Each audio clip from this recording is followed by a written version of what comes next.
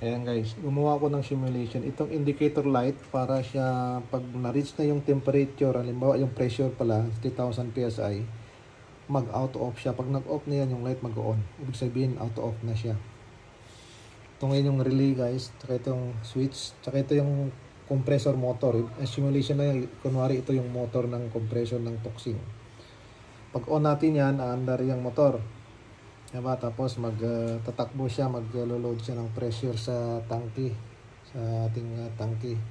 Tapos pag na-reach na yung 3000 PSI na ni-set mo, kahit set mo kung saan mo sa i-set, pag na-reach na yung temperature na yon, ay yung pressure na yon, mag-switch siya. Ito ngayon mag-on, ibig sabihin na-reach na yung pressure. Ibig sabihin auto stop na siya. Subukan natin. Kasi nakiano ko na yun, naano ko na yung diagram nito.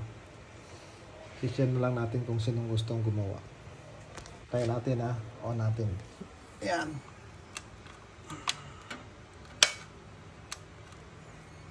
Natin test natin. On natin. Ayan. Tumatakbo ng compressor.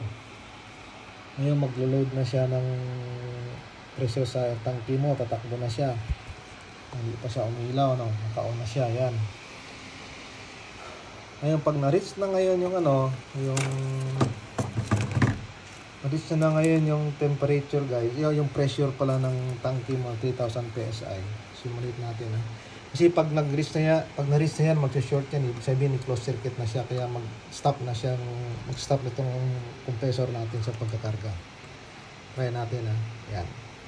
Kunwari na-reach na yung 3000 PSI. Yun. Ibig sabihin, auto stop na siya. Ilaw na siya, ibig sabihin nakatigil na yung pagganda ng compressor mo. Kaya yan ngayon, makikita nyo, tumigil na yung compressor. Ibig sabihin auto stop na siya. Diba? Ganyan na siya guys. Ayun, relay lang ginamit natin guys para mag-function yung auto stop na Ayan na siya. Ayan na siya guys. Ayos. Ngayon, kung gusto mo on uli, edi off mo to. Tapos i-on mo uli. Ayan, under uli compressor, katarga ka uli. Pagkarga mo uli yan, di ba? Pag na-reach na naman yung 3,000, di tung, ayan. Tigil na yung motor mo. Auto stop na siya. Ayan.